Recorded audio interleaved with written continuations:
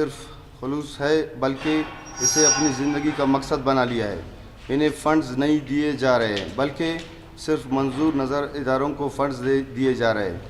یہ تو اقداروں اور غریبوں کا حق مارا جا رہا ہے اور ہم سب کے لیے شرم کا مقام ہے۔ اس ناانصافی پر خاموش رہنا ایک بھیانک جرم ہوگا۔ ہم خاص طور پر ڈونرز اداروں سے اپیل کرتے ہیں کہ وہ فنڈ چند منظور نظر اداروں کو دینے کے بجائے منصفانہ طریقوں سے اقداروں کو دیں۔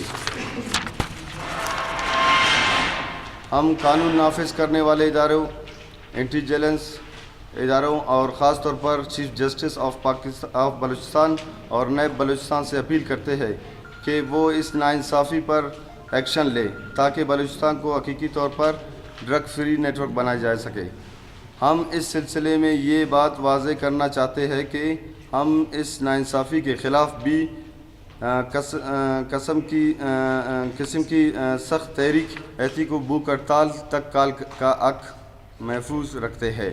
آخر میں ہم کوئٹہ میں ہونے والے عالیہ چرچ پر حملے پر پرزور واقعہ کی مذمت کرتے ہیں، بلکہ ہم عیسائی برادری کے درد میں برابر کے شریک ہیں۔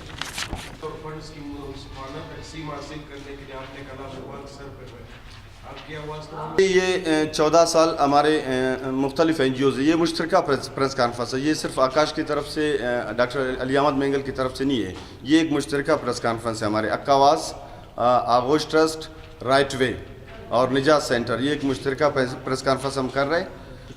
تو کچلا کے جو ہمارے ہے بشیر کاکڑ صاحب، یہ سارے مشترکہ کر رہے ہیں۔ 14 سال سے یہی این جی اوز آ کے ہمارے ڈیٹا جمع کر کے ایچ آئی وی کے حوالے سے، اور ان کے نام بھی میں آپ کو بتانا چاہتا ہوں، واضح کر کے بتانا چاہتا ہوں۔ جی بولو۔ اجازت ہے؟ اجازت۔ جی سر، میں ایکسپلین کروں گا کہ سر پہ اٹھانے کی وجہ کیا تھی۔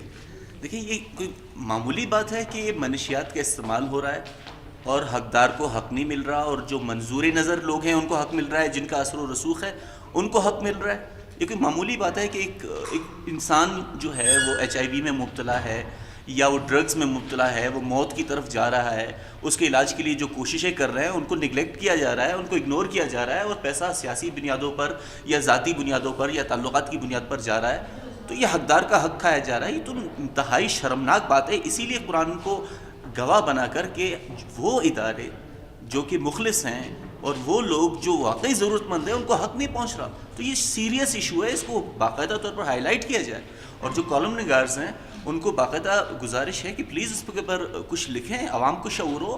صرف ڈونرز کی بات نہیں ہے، یہ تو شعور کی بات ہے، یہ ہر کسی کا مسئلہ ہے، یہ میرے اور آپ کا بھی مسئلہ ہے۔ سر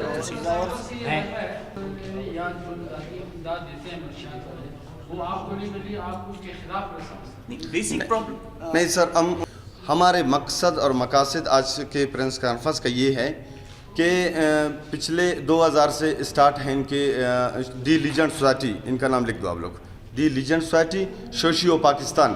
میرے پاس بایو ڈیٹا پڑا ہے، وہ آ کے ہمارے 10 مریضوں کا ٹیسٹ کرتے ہیں، وہ بھی ہم لوگ سالوں کے بعد ان کو بلاتے ہیں، 90 مریض کو شو کرتے ہیں، انہی کے اوپر یہ پروجیکٹ حاصل کر رہے ہیں۔ اور بٹ صاحب میں دوسرا بات کہ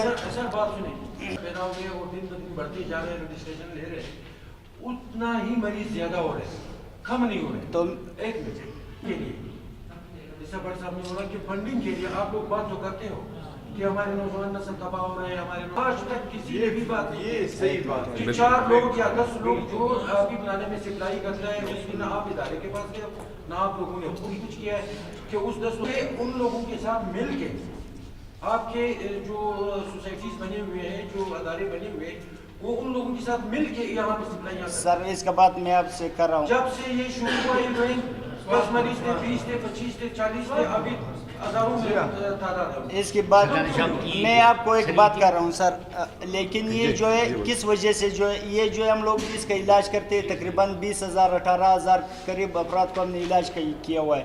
یہ لوگ وہی سوسائٹی وہی ماحول میں آتے، ڈرگز جو بیچنے والے وہ گورنمنٹ روکے، لیکن ہم نے 10 دفعہ یہ ایشو اٹھایا ہوا ہے کہ آپ ایک 50,000 خاندان کی جو گھر بچاتے، ایک 50 بندوں کو آپ لوگ سریعام گولی مارو۔ ہمارے دوست بھی بیس میں چلے گئے، آپ لوگ بھی بیس میں جا رہے ہیں۔